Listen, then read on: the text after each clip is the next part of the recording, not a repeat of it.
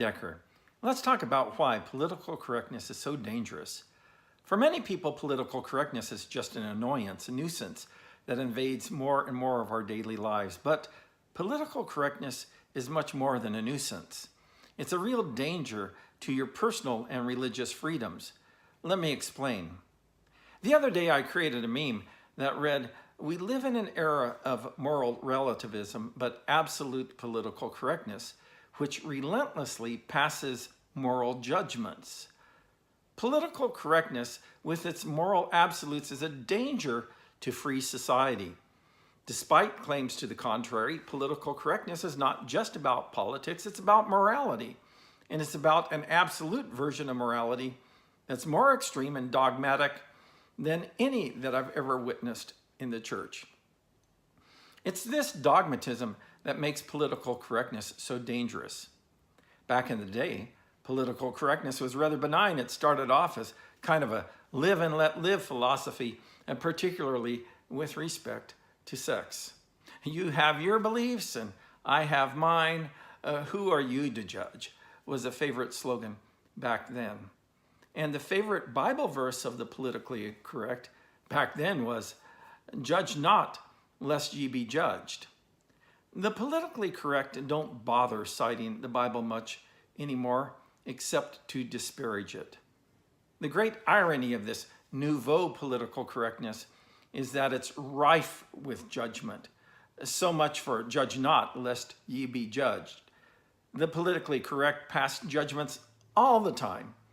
Consider how this morally dogmatic version of political correctness operates. Take any issue, say for instance, marriage equality or gender identity. The new zealots of political correctness approach this topic, for that matter, any topic, with this dogmatic stance.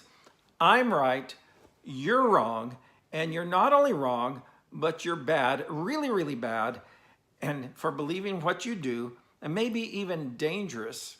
So you better agree with me or you'll be silenced. Such intolerance by the politically correct is dangerous, and their efforts to silence those who don't think like them is even more dangerous. They employ all sorts of tactics to accomplish their goal. They'll shame and castigate you. They'll vilify you and call you names like racist, homophobe, Islamophobe, xenophobe, or whatever. And they'll try to intimidate you, sometimes with legal action. Just ask Jack Phillips, the Colorado baker, who was sued for refusing to bake a cake for a gay wedding. Come on, like there weren't any other bakeries in town. Others have lost their livelihoods. Bullies is what they are, and that's what makes them so dangerous. If I remember right, once it was not politically correct to bully others, but now it's okay as long as you're doing it in the name of political correctness.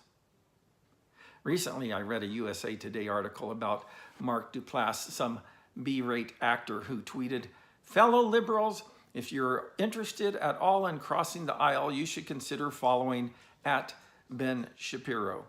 Duplass wrote, "I don't agree with him on much, but he's a genuine person who once helped me for no other reason than to be nice. He doesn't bend the truth. His intentions are good." Now, I'm not interested in defending Ben Shapiro. That's not my point. But I am interested in what happened next. Social media erupted into a firestorm of criticism against Duplass, so he tweeted out an apology, saying in part, so that tweet was a disaster on many levels.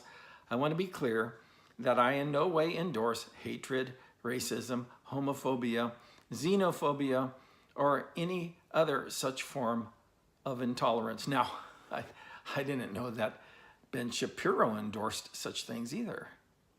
Duplass went on to say, "I'm really sorry. I now understand that I need to be more diligent and careful." He sounds truly contrite, nothing like a good rap on the knuckles with the social media ruler to keep a person in line. Mob morality rules on social media, and that's what makes political correctness dangerous. I'm wondering, how did these zealots become the arbiters of what's right in our society? Who appointed them as judges to rule over public opinion? Moral values and duties are established in one of three ways: by divine revelation, not a popular idea; by natural law, I'm not talking scientific law, I'm talking about the moral law that, according to Romans 2:15, is written on the heart of everyone, unless it's rubbed out through persistent wrongdoing. Or the third way to establish moral values and duties is by sheer political power. This third rail is what politically correct extremists want to seize. After all, it's their only hope. They deny divine revelation and reject natural law. All that's left is political power to establish and enforce their version of moral values and duties. Once they grasp this third rail and control it, they will exert their will with zeal. Be warned, this is the real danger behind political correct thinking. When political power becomes the basis for moral values and duties, now hear me, when political power becomes the basis for moral values and duties, then it's a short step to totalitarianism. History has taught us that lesson repeatedly. Hitler, Stalin, Lenin, Pol Pot, Mao, and Castro, to name a few. They seized the third rail of shaping moral values and duties for society through political power, and millions paid the price. History teaches that there's a direct link between political correctness and oppression. But history also teaches us that we usually don't learn from history. That's why we repeat it so often. I shudder to think. Don't be fooled. Political correctness is a form of moral absolutism that's much more than a mere annoyance. It's the enemy of free speech, it's the enemy of free thought, and it's the enemy of the free exercise of religion in the public square. And that's why political correctness is so dangerous. I'm Carrie Decker. Thanks for listening.